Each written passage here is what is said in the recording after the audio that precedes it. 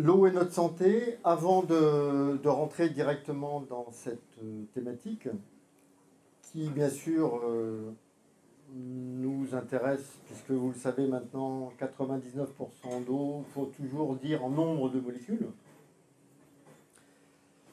Forcément, il y a un impact dont peu de gens ont conscience sur notre état de santé. Mais avant de parler de l'eau et de la santé, moi je tiens à tout prix à parler de l'aspect collectif de l'eau, parce qu'on vit sur une planète bleue, et cette eau, on la partage avec à peu près 7 milliards d'humains. Et donc, avoir quelques notions de là où on en est en termes de ressources, les questions que ça pose, me semble essentielles. Ensuite, vous allez retrouver des informations basiques que je vous ai déjà livrées ce matin, mais qui sont intégrées dans cette conférence sur l'eau et la science, physico-chimie et biologie, mais vous allez voir, c'est du léger par rapport à ce matin. Alors, première partie, l'eau, une ressource précieuse, donc tout ce qui est hydrologie. Et si nous vivons sur la planète bleue, elle est surtout bleue marine. Pourquoi? Comme nous l'a dit également Roger, 97,5% c'est de l'eau salée. Alors, il y a un infographiste qui l'a traduit de cette manière-là. Voilà. Si on condense l'eau, c'est 3,7 km en moyenne, même si ça recouvre environ 75% de la surface de la Terre. L'eau totale, elle est là, y compris l'eau douce qui se trouve ici. Et le petit point que vous avez là, c'est l'eau douce disponible pour les trois grands besoins humains que sont les besoins agricoles, industriels et domestiques. Un autre schéma identique sur cette répartition. Donc 97,5% d'eau salée, 2,5% en complément d'eau douce. Mais vous voyez que le problème, c'est que 70% environ des 2,5% d'eau douce sont sous forme de glace. Donc pas ou très difficilement disponible pour les besoins humains. Et le dernier schéma, le voilà. Retenir que, vous voyez, le petit point blanc, c'est l'eau douce disponible sur le cube total. Et l'image la plus simple qu'on puisse trouver, c'est que sur 1 litre d'eau, il y a environ un demi millilitre, alors un dixième de millilitre, pardon. Un dixième de millilitre, c'est le fond de mon capuchon de Siloabi, hein, sur 1 litre d'eau disponible pour les besoins humains. Inévitablement, il faut parler des cycles de l'eau, parce que d'abord, il y en a deux, il y a le grand et le petit. Le grand, c'est le grand cycle de l'eau, c'est le cycle naturel.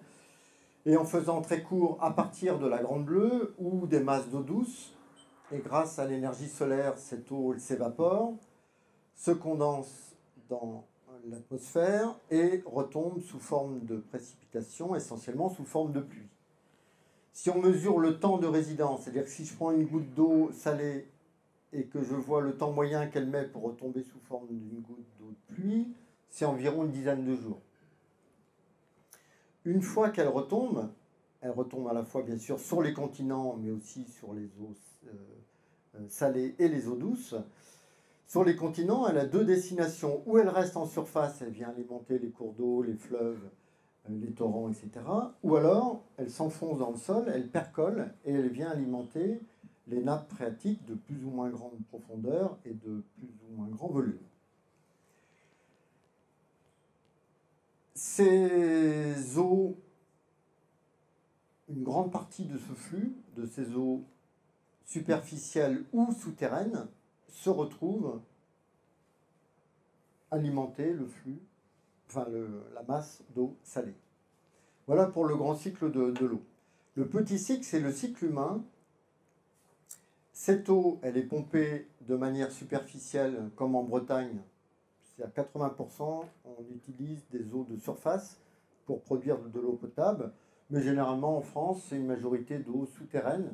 Et dans tous les départements, c'est un mélange entre des eaux souterraines ou des eaux de surface. Ces eaux sont prélevées, sont potabilisées dans des usines, et on y reviendra largement. Ensuite, elles sont acheminées pour les mettre sous pression dans des châteaux d'eau et distribuées aux trois grands utilisateurs, encore une fois, le monde industriel, le monde agricole et nous en tant que particuliers. Ces eaux, en les utilisant, on en dégrade la qualité. Donc, l'eau repart dans des tuyaux, on parle des eaux usées. Et, n'oublions pas, les eaux pluviales, qui peuvent représenter des volumes considérables en des temps records, selon les conditions météo. Et donc, ces eaux sont traitées dans des usines d'épuration ou d'assainissement, où l'eau, entre guillemets, est lavée à minima et retourne dans le milieu naturel. Si on s'intéresse maintenant aux causes de la crise planétaire de l'eau, d'abord, on a une inégalité des répartitions géographiques de l'eau à la surface du globe, c'est-à-dire qu'il y a des endroits où il n'y a pratiquement personne et où il pleut énormément, et d'autres où il y a beaucoup de monde et où l'eau est rare. Mais en gros, il y a 9 pays dans le monde qui se partagent 60% des ressources, hein, c'est une donnée géophysique. Et heureusement, entre guillemets, que parmi ces 9 pays, il y a les 4 pays émergents qu'on appelle le BRIC, B pour Brésil, R pour Russie, I pour Inde et C pour Chine. Changement climatique et écologique en cours qui perturbe en tout cas au moins le cycle de l'eau qui l'accélère avec le réchauffement. Mais comme la climatologie, c'est peut-être la science la plus compliquée qui soit, on a beau modéliser. En tout cas, vient de paraître le 5e rapport du GIEC. Hein, indubitablement, ça chauffe de plus en plus. Les humains utilisent plus d'eau que le renouvellement naturel le permet. Les hommes ont beaucoup de mal à s'entendre pour gérer collectivement les ressources à travers la notion de bassin versant, dont l'eau n'a que faire. Elle s'en fiche de la frontière des pays. Hein. Donc, on raisonne en termes de bassin versant et beaucoup de tensions, sans doute à venir, et je vais vous en reparler. C'est une donnée géopolitique importante. Les pollutions dont on va parler en détail. Et puis, moi, je trouve un facteur important et très peu commenté, qui est la désacralisation de l'eau.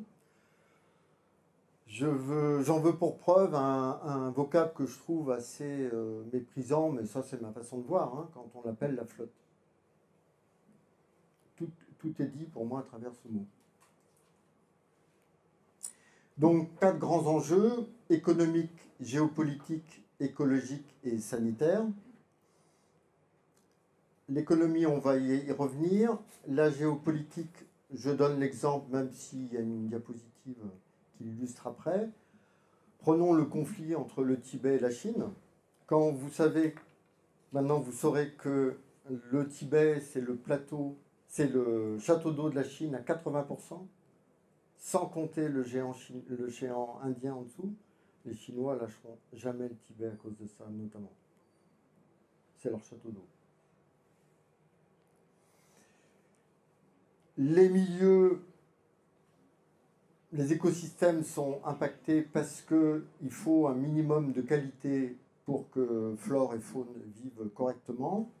Réduction de la biodiversité, notamment à cause de qualité d'eau de plus en plus médiocre. Et puis, c'est l'objet de la conférence, tous les impacts sanitaires. Alors, au passage, il y a des disparités énormes. Hein. En termes de consommation domestique, un Américain, vous voyez, ça peut consommer jusqu'à 800 litres d'eau par rapport à un Africain qui n'en utilise que 30. Moi, je me souviens avoir voyagé, et puis au Sénégal une fois, et on m'a dit, voilà, pour te laver, il y a un broc d'eau, il y a 5 litres. Là. Ça le fait. Hein. Très bien. Les problèmes de gestion de l'eau, soit elles concernent les ressources, avec des tensions entre territoires. Les guerres, ça c'est la grande question, est-ce qu'il y aura des guerres de l'eau comme il y a eu des guerres du pétrole? rien n'est moins vrai, mais en tout cas, des tensions, ça c'est évident. Et quand vous voulez annexer un pays, c'est inutile, et que vous avez la ressource en eau, c'est pas la peine de lui faire la guerre, hein. Vous lui coupez le robinet, il est à genoux quelques jours après, hein. Bien, des conflits aussi potentiels entre acteurs quand l'eau devient rare. Hein, quand l'eau devient rare, quand il y a sécheresse, on ne doit plus arroser le jardin, plus d'eau dans les piscines. Puis on dit oui, mais le maïs, là, on l'irrigue à tour de bras. Vous voyez, il peut y avoir conflit entre acteurs. Concernant maintenant les marchés de l'eau, alors on a le marché des infrastructures et des prestations, c'est-à-dire traiter l'eau, la potabiliser et l'assainir, et puis la vendre, avec des firmes privées comme Veolia et Suez Environnement, qui sont les deux leaders mondiaux en la matière, qui vont se concurrencer avec le monde des eaux en bouteille. Et vous allez voir à la fin que tous les coups sont permis. Tous les coups sont permis, même les plus tordus, hein, entre bouteille et réseau. Et puis, il y a cette notion d'eau virtuelle qui est majeure à comprendre, parce que si vous cherchez sur Internet combien vous consommez d'eau par jour, ben vous allez trouver en grande majorité le chiffre de 150 litres d'eau. Vous n'êtes qu'à 2% de votre consommation. Ça veut dire que 98% de l'eau que vous, moi, consommons tous les jours, vous ne la voyez pas. Elle est là, dans les cuisines. Elle est là. Elle est dans l'ordinateur. C'est ce qu'on appelle l'eau virtuelle.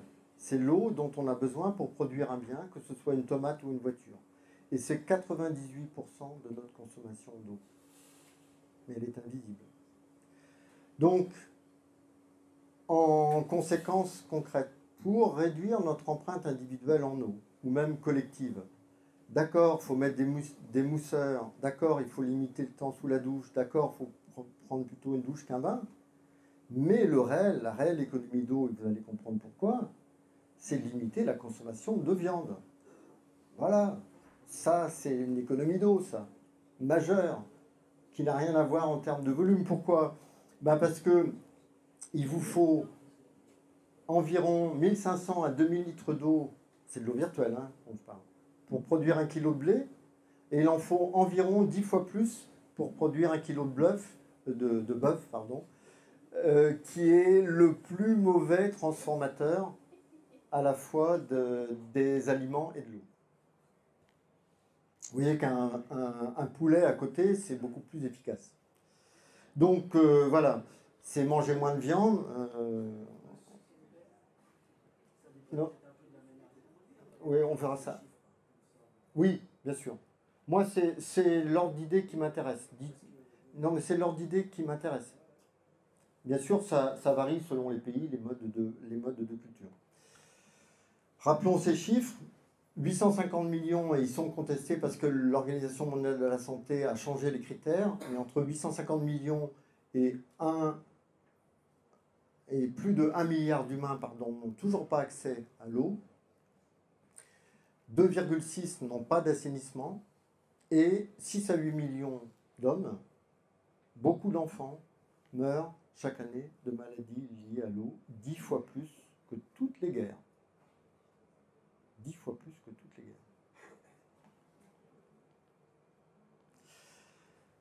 Quel statut, et ça c'est débattu pour l'eau, soit on considère l'eau comme un bien économique, c'est la version eau marchande, ou on le considère comme un droit ou un don. C'est la notion d'eau patrimoniale. Alors ça c'est débattu, mais dans toutes les messes de l'eau, dans tous les sommets de l'eau, il y a toujours le sommet et le contre-sommet avec les ONG. Et le dernier à Marseille, ça va être en 2012, le contre-sommet a eu beaucoup plus de succès médiatique que le sommet. Voilà, pour cette partie, retenez qu'il y a 3 principaux enjeux de l'eau dans le monde: les tensions sur les ressources, l'accès universel à l'assainissement et l'eau potable, et les conséquences du changement climatique qui sont difficiles à prévoir. Et puis répondre aussi à une autre question: est-ce que l'eau devient rare? Ben oui et non. Non, parce que les masses des flux du cycle de l'eau ne changent pas. Par contre, ce cycle s'accélère. Et deux, la qualité de l'eau se dégrade partout dans le monde. Donc c'est là où ça va créer des tensions. Donc la réponse, elle est à la fois positive et négative. On va passer à la science et on va revoir ce qu'on a vu ce matin, mais en beaucoup plus léger, moins complexe. Alors, Roger nous a parlé de certains épisodes, mais quand on regarde aussi qu'il a fallu environ 2400 ans pour que l'eau change de statut et passe du statut d'élément au statut de molécule. Et ça, mine de rien, ça a à voir avec le point 6 des facteurs de la crise de l'eau, c'est la désacralisation de l'eau. Une molécule, c'est moins respectable qu'un élément.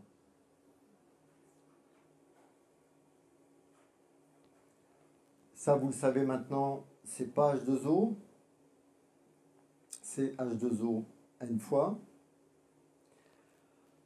Les quatre états de l'eau, sans oublier le principal qui réunit les trois autres, l'eau interfaciale, dès lors que l'on est à l'échelle de la molécule d'eau, c'est-à-dire environ 0,3 nanomètres ou 3 angstroms. Ne jamais oublier que cette molécule, elle est polaire, et c'est pour ça que ça va être un solvant de beaucoup de molécules. Les trois eaux interfaciales que vous avez vues également, physique-chimie dans le monde végétal, dans le monde animal. Les phases de l'eau où on fait varier pression et température. Et je vous l'indiquais ce matin, l'eau supercritique qui est un grand dépolluant, hein, ou de l'oxygène supercritique qui dépollue les pires effluents industriels toxiques. Et il y a une unité en France qui le fait. Les propriétés singulières, ça c'est les principales anomalies qu'on a vues, mais il y en a quarantaine environ. C'est vraiment une molécule qui a des singularités très nombreuses. Retenir que donc les liaisons hydrogènes, qui à cause de la polarité de la molécule d'eau, vont expliquer son caractère solvant, et cette durée de vie de 10-12 secondes, qui a pour conséquence qu'il faut à tout prix voir l'eau de manière dynamique et non pas statique, comme on le fait avec les clusters ou agrégats en français. Bon, qui reste un bon modèle théorique. Sûrement que dans un verre d'eau, j'ai un mélange de ces différents polymères, mais aucune technique de spectroscopie ou autre instrument ne permet de spécifier ces polymères. Je vais repasser donc la dynamique d'une goutte d'eau avec cette goutte d'eau qui nous paraît, encore une fois, statique, qui ne bouge pas. Et si on descend à son niveau, voilà comment on peut approcher au mieux sa réalité, avec ces liaisons qui se forment et se déforment toutes les 10-12 secondes, et que je popularise en disant mariage et divorce toutes les 10-12 secondes. Donc c'est un remaniement permanent. Les trois types d'hydratation possibles, soit l'eau va rencontrer d'autres composés polaires et va les dissoudre, comme le sel, la cuisine, le chlorure de sodium, soit ne va pas établir de liaison hydrogène, comme les hydrates de méthane ou une goutte d'eau sur une feuille de nénuphar, soit, comme on l'a vu avec les protéines, où on a à la fois des zones hydrophobes plutôt au milieu du repliement de ces protéines qui constituent nos cellules, et plutôt des zones avec des liaisons hydrogènes, donc hydrophiles, en périphérie. Et l'importance, on le verra sur une diapositive, de ce repliement des protéines en termes de santé. Cette eau donc constitue notre matière intime. Et là, vous avez les extrêmes hydriques, comme je les appelle, dans la colonne, les végétaux, pardon, dans la colonne de gauche, et les animaux dans la colonne de droite. Alors, vous avez ce végétal qui est extraordinaire, la rose de Géricault, qui, à l'état déshydraté, il y a moins, là je raisonne en poids, hein, pas en nombre de molécules, 1% d'eau. Vous le prenez, vous le réduisez en poussière. Vous lui mettez un peu d'eau, j'aurais pu l'amener, je n'ai pas pensé. En quelques heures, il revient à la vie, entre guillemets. Vous le laissez, hop, il se rétracte. Vous l'oubliez 10 ans. 10 ans après, vous remettez juste de l'eau. Hein. Même chose avec, dans mon animal avec des petites bestioles qu'on appelle des tardigrades qui vivent dans les gouttières, qu'on peut même lyophiliser. C'est vous dire. Une goutte d'eau et ça repart. Comme quoi la vie est magique. Hein. Bon, et puis les exemples d'hyperhydratation, soit dans le monde végétal avec une pastèque ou une laitue, hein, et jusqu'à une méduse qui, en poids toujours, fait 99% d'eau. Voilà l'illustration de Rodolphe, hein, en disant on ne peut pas mettre de l'eau liquide parce qu'elle n'est pas sous forme liquide. Nos tissus sont colorés par le sang. Voilà, donc voilà comment Rodolphe, lui, a traduit les choses, a traduit notre eau intérieure, et de manière beaucoup plus juste, il est vrai. Alors, l'eau dans les tissus, ben, vous avez les deux extrêmes ici, 80%, là on est toujours en poids, hein, 80% dans le cerveau, 10% dans les dents. Dans le cerveau, l'image que m'a donnée un jour un biologiste qui m'a dit, ben oui, on peut penser qu'à force de boire de l'eau pourrie, ben, le cerveau le devient aussi. Les principaux rôles de l'eau connus et enseignés dans le corps, c'est d'abord d'apporter les nutriments, c'est-à-dire les acides aminés, les sucres, les vitamines, les minéraux aux cellules pour qu'elles s'en servent, à les débarrasser de leurs déchets, au passage à réguler la température corporelle, mais surtout à conformer nos macromolécules, c'est-à-dire le matériel génétique avec l'ADN et les protéines, sans lesquelles ces macromolécules ne peuvent fonctionner, on va voir ça en détail. Alors quand on regarde, là c'est en termes de poids, hein, nos 60-70% de poids, eh ben, les 2/3 sont à l'intérieur de nos cellules, et le tiers restant c'est le sang et la lymphe. On va regarder l'eau intracellulaire, voilà le portrait robot d'une cellule animale, avec le noyau et l'information génétique, plein de petits organismes qu'on appelle des organites qui vont organiser cette vie cellulaire. Et puis tout ça, c'est délimité par une membrane. Et on va zoomer sur la membrane pour voir comment l'eau passe de l'extérieur à l'intérieur de la cellule. Voilà la membrane grossie. Donc c'est une double couche de phospholipides. Et en surface ou enchâssées dans cette membrane, on a des protéines qui servent de canaux pour faire entrer telle ou telle espèce d'ion ou d'autres éléments. Et on en a qui sont dédiés au passage de l'eau, qu'on appelle des aquaporines. Porine pour port, trou, aqua. Alors cette découverte, elle est relativement récente, puisqu'elle date de 88, avec un prix Nobel en 2003. Et ces aquaporines, elles sont ubiquitaires dans le vivant. C'est-à-dire qu'il en existe chez les bactéries, les végétaux, les humains.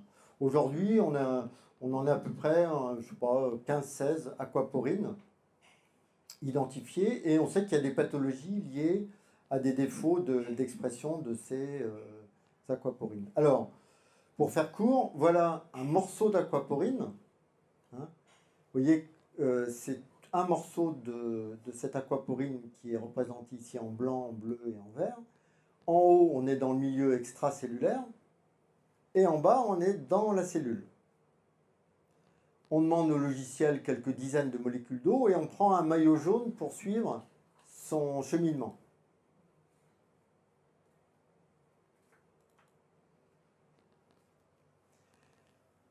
Et la modélisation nous montre que, c'est ce que vous voyez à droite, on a deux acides aminés ici qui vont couper les liaisons hydrogènes, ce qui fait que l'eau pénètre à l'intérieur de nos 10 puissance 13 cellules, une par une, même si c'est plusieurs milliards à la seconde. Mais elle pénètre une par une. Et non pas en groupe comme vous lisez sur certains sites. Maintenant, quand on regarde ce qu'il y a à l'intérieur d'une cellule, vous voyez le portrait robot, la cellule vue au microscope, alors d'abord on constate que bon, il y a du monde. Hein. Moléculairement, il y a du monde, c'est d'une grande densité moléculaire. Et puis il y a un artiste qui s'est amusé à dessiner ça. Bon, là vous voyez un bout du noyau, hein, de la membrane nucléaire ici. Voilà. Donc tout ça colorié artificiellement. Très bien. Bon.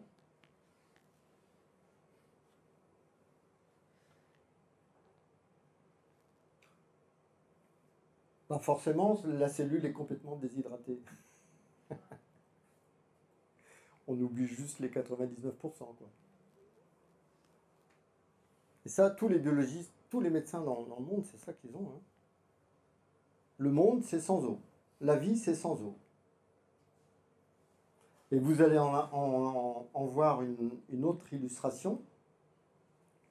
Voilà, ça c'est une diapositive que j'ai fabriquée, que j'aime beaucoup. C'est vraiment 99% intérieur, extérieur. Hein. Nous sommes des êtres hydriques. Alors, on va voir ça à la fin. Comment on se le représente maintenant sur la forme d'eau dans le vivant? Si vous imaginez l'eau à l'intérieur de vos cellules comme un aquarium avec même une grande densité de poissons et d'algues et de coraux, non, c'est pas liquide. Hein. Voilà. C'est pas l'interférence, c'est pas grave. L'eau, elle est essentiellement en interface avec des protéines, avec des sucres, avec des acides gras, avec l'ADN. C'est 2 couches en moyenne. Alors, il faut toujours voir ça de manière dynamique. Hein. Les 2 couches changent, se renouvellent rapidement, mais l'eau, à l'intérieur de nos cellules, est essentiellement interfaciale. Vraiment, gravez ce mot-là dans votre mémoire, c'est l'eau est interfaciale. Donc, ça veut dire, vous voyez, alors elle a plutôt l'apparence d'un gel. Et vous ferez joujou à la fin, si vous voulez, avec un gel artificiel qui vous donne un peu l'aspect de comment est votre eau à l'intérieur de vos cellules. Donc ni liquide ni solide, plutôt gel. Voilà ce que tous les médecins, enfin tous les biologistes, tous les médecins formés dans le monde voient. L'ADN. Avec un morceau d'ADN, un gène. Les bases azotées, adénine, guanine, cytosine, thymine, le phosphore et les sucres, mais ils oublient les 97% d'hydratation sans lequel votre gène ne peut pas marcher. Marc-Henri vous dit l'ADN, la molécule de la vie. Non, vous n'avez rien compris, les biologistes, c'est l'eau. Et les chimistes aussi d'ailleurs. Vous n'avez toujours pas compris. Sans vos 99%, votre ADN, il implose. Il ne peut pas fonctionner. Vos gènes ne peuvent pas s'exprimer.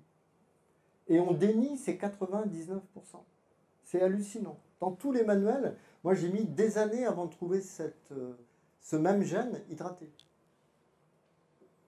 On a une représentation scientifique du vivant sans eau.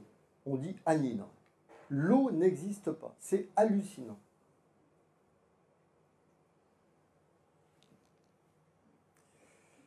L'hydratation extracellulaire, ça, je m'arrête 2 secondes et je vais faire vite par rapport à ça. Vous avez vraisemblablement, comme en physico-chimie, à l'intérieur de vous 2 types d'eau qui coexistent. C'est vraiment, ça tient assez bien la route. Donc, une eau de haute densité avec des liaisons hydrogène faibles, vous voyez, densité 1,18 g par litre. Et de l'eau de densité élevée, de faible densité, qui, elle, s'apparente, oui, c'est de l'eau interfaciale. Alors que l'autre, c'est plutôt de l'eau libre, solvante.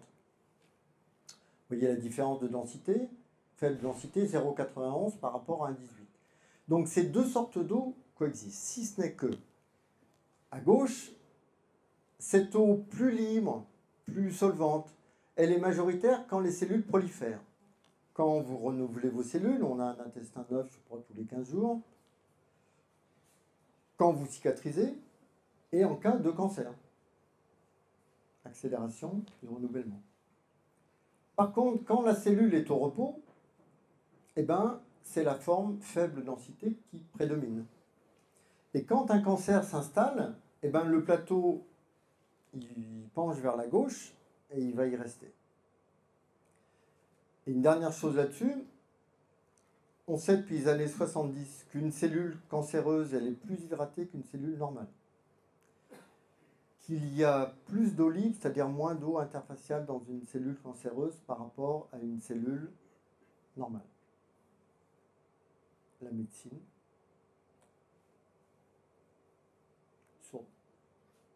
n'en fait rien pour comprendre. Ça, on a vu ça ce matin. L'information proviendrait du vide. Et on va rentrer dans l'eau et la santé. Là, voilà nos 2%. Hein. Et dans ces 2%, si c'est de l'eau du réseau, c'est 3% des 2%, c'est-à-dire 3 à 5 litres par jour. 5 litres, j'exagère, 3-4 litres par jour et par personne. Alors, première définition que moi je donne aux eaux alimentaires. Pour moi, ce sont non seulement l'eau que vous buvez, les eaux de boisson, l'eau domestique, l'eau dont vous servez pour faire la cuisine, que ce soit café ou soupe, et puis l'eau virtuelle à l'intérieur des aliments que vous mangez.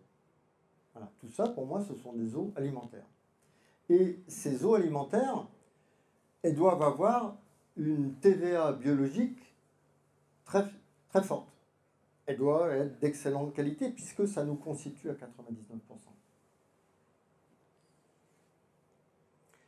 Petite parenthèse, je dis aux gens, est-ce que vous avez conscience qu'en buvant, vous absorbez de la matière et de l'information. Vous absorbez du symbolique et de l'imaginaire. Sur quoi croyez-vous que les embouteilleurs jouent, si ce n'est là-dessus?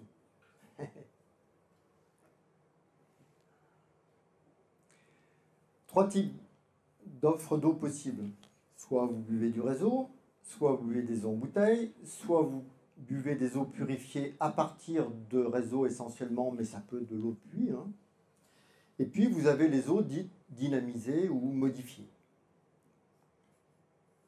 On va prendre 3 critères de choix entre robinet et bouteille. Économiquement, il n'y a pas de débat à avoir. Le prix de l'eau du réseau, en prenant le prix moyen du mètre cube en France par rapport au premier prix d'une autre source en grande surface, c'est au minimum 40 fois moins cher. L'eau du réseau, elle gagne, il n'y a pas de débat à avoir. Écologiquement, non plus. Je suis désolé, écologiquement, les bouteilles, c'est surtout un bilan carbone désastreux parce que, étude très précise en France, en moyenne, on fait parcourir 300 km à l'eau entre le point de prélèvement et la bouche, votre bouche de consommateur. C'est hallucinant. Hein. Et les bouteilles, vous les trouvez partout, toujours, etc. Sans compter les plastiques. Hein. Bon. Donc quand c'est local, c'est différent. Mais 300 km en moyenne. Et le critère le plus débattu et le plus polémique, souvent, c'est l'aspect sanitaire. Alors, on va interroger 3 choses. Les normes et la potabilité de l'eau. On nous dit que l'eau, elle est potable. Comment on peut la filtrer, puisque la potabilité semble insuffisante, et ensuite, comment on peut dynamiser cette eau. Alors, ne vous effrayez pas, c'est juste pour vous dire que l'eau alimentaire, c'est-à-dire l'eau que vous avez au réseau, toutes les eaux en bouteille, à l'exception des eaux dites minérales, qui portent mal leur nom parce qu'elles peuvent être très peu minéralisées ou très minéralisées, qui, elles, ont des propriétés médicinales reconnues par l'Académie de médecine depuis le début du siècle et qui étaient vendues en pharmacie à un moment, qui ont une législation à part. Mais toutes les autres eaux, les eaux de source, et l'eau du réseau, et les eaux employées en agroalimentaire et dans les milieux industriels, ce sont des EDCH, des eaux destinées à la consommation humaine. Et ces EDCH, ben, il y a des normes. C'est-à-dire qu'il y a des limites de qualité. On vous dit, ben, dans une EDCH, pour qu'on ait une eau potable, on doit avoir 0 coliformes fécaux dans l'eau. Et puis, on ne doit pas dépasser 1 mg de bore par litre. Alors, tout ça, ça a été testé. Comment on en est venu à trouver ces seuils? Ben, on les a testés sur des animaux, hein, sauf les pesticides. 0,1 microgramme par litre, c'est-à-dire 1 microgramme, c'est 10-6 grammes. Hein. Pas plus de 0,1 microgramme par litre, sinon elle n'est pas dite potable. Alors oui, mais pourquoi? Eh ben parce qu'à l'époque, la sonde de mesure ne savait pas lire en dessous 0,1. Rien à voir avec votre santé, monsieur dame.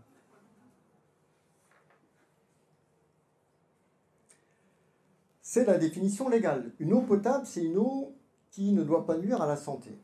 Bien. Alors on va prendre tous les polluants possibles, et c'est ce que j'appelle le tableau noir. Donc on peut avoir des pollutions physiques, même si on n'a pas le temps d'en parler. On me demande qu'est-ce que ça fait des antennes relais sur les châteaux d'eau.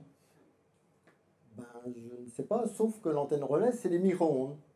Et je vois ce que ça fait dans une cuisine, même si j'en ai pas. Ça la comme bien, la molécule d'eau, quand même. Hein. Bon. L'eau va transporter des bactéries qui ont ces gènes d'antibiorésistance, c'est 4200 morts par an dans les hôpitaux français de maladies nosocomiales, plus que les accidents de la route. Et ça, bah, c'est véhiculé par l'eau. Et puis on a tous les polluants chimiques, les métaux lourds, les produits de traitement de l'eau, par exemple le chlore qui va réagir avec la matière organique pour donner des composés que l'on sait être cancérigènes comme les chloramines. Selon les lieux, la radioactivité. Et puis, on a tous les résidus de médicaments, de cosmétiques et les résidus hormonaux, notamment de la pilule contraceptive. Voilà. Donc la liste est vraiment très, très, très, très importante. Et on a un médecin et ingénieur hydrologue qui nous dit, bon, elle est potable, oui, si vous suivez la définition réglementaire avec vos limites de qualité, avec vos 40 molécules. Par contre, d'un point de vue médical, étant docteur en médecine, pour moi, ni l'eau du robinet, ni les eaux embouteillées ne sont potables. Vous imaginez qu'il n'a pas fait une grande carrière. 2 documents sont à consulter pour moi. Alors, le WWF, l'eau de boisson, donc ils sont allés mesurer des polluants dans l'eau du robinet essentiellement, mais aussi dans des eaux en bouteille. Et puis le document de Sophie Le Gall en mars 2012, mais qu'on trouve toujours sur Internet, qui s'intéressait aux éléments polluants dans l'eau. Mais toujours selon les normes. Selon les normes. Et donc, moi, j'ai fini par me dire, eh bien, je vais créer le CRIO, le Centre de recherche et d'information indépendante sur l'eau, parce que les normes, c'est 40 ans de retard en sciences pour moi. On recherche 30 polluants sur combien? Dans les eaux brutes 1000, 10 000, 100 000. On est à peine au sommet de l'iceberg. Hein. D'accord, on recherche ceux qui sont les plus courants. Mais c'est le tonneau d'Anaïde. Hein. Vous imaginez 30 par rapport à 10 000, 100 000 selon la qualité des eaux brutes. Ces polluants, ils se dégradent. C'est pas pris en compte dans les normes. Et puis, les polluants ou les produits de dégradation peuvent avoir des effets cocktails, synergiques. Il y a une étude qui le montre très bien. Alors, ce n'est pas le cas avec toutes les composés, mais une dose X d'un sel de mercure, qui est un des pires poisons dans le monde, avec le plutonium et la radioactivité, c'est le mercure. Bon. Une dose X d'un sel de mercure qui tue un rat sur 100. Puis vous prenez une dose Y d'un sel de plomb qui en tue 1 sur 1000. D'accord? Maintenant, vous mélangez ces deux sels aux mêmes doses X ou Y. Résultat des courses, tous les rats sont morts. Tous. C'est plus 1 sur 100 ou 1 sur 1000. Donc il y a des synergies entre polluants, et cet effet cocktail, on ne le connaît pas du tout. Et les normes. 3. Il y a beaucoup d'études sur les perturbateurs endocriniens, et là, les seuils n'ont aucun sens. Et vous allez le voir sur le bisphénol A, qui est assez à la mode. On ne peut pas donner un seuil. Vous allez voir, c'est une courbe en cloche. Le seuil, vous le mettez où? Les gènes d'antibiorésistance dont j'ai parlé. Et donc, au final, en termes d'analyse, et c'est ça qu'on essaye de faire bouger, pour l'instant, on est inaudible, médiatiquement. Mais bon, je pense que l'avenir nous donnera raison, mais on n'est vraiment pas nombreux. C'est de dire, arrêtons d'aller mesurer les polluants un par un. Ça coûte très cher. Reprenez l'étude du WWF, ça leur a coûté un œil. C'est des dizaines de milliers d'euros pour aller prendre des polluants un par un. Mais non, c'est pas ça qu'il faut faire. Qu'est-ce qui vous donne la réelle salubrité? Nous, on l'appelle la biocompatibilité. Est-ce que l'eau, elle est compatible avec la vie? Eh bien, c'est le vivant qui vous donne la réponse. Ce n'est pas une sonde de chimiste, bon sang. Donc, il faut faire les tests sur les eaux, que ce soit de baignade, les eaux de boissons, etc., sur du vivant, sur des bactéries, sur des cultures cellulaires humaines ou animales ou végétales ou humaines. C'est le vivant qui vous donne la réponse. Ce n'est pas la sonde. En gros, si vous avez bien compris mon propos, je m'en fiche de savoir combien de microgrammes d'atrazine j'ai dans mon eau. Ce qui m'intéresse, c'est de savoir ce que ça fait sur mes cellules. Et là, j'ai un ingénieur de la DAS ou même quelqu'un d'un ministère, il se tait. Il n'a rien à me répondre. Les normes sont dépassées, ils ont 40 ans de retard.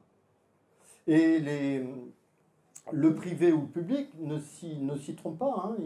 Ils misent sur les tests biologiques. Alors, quels impacts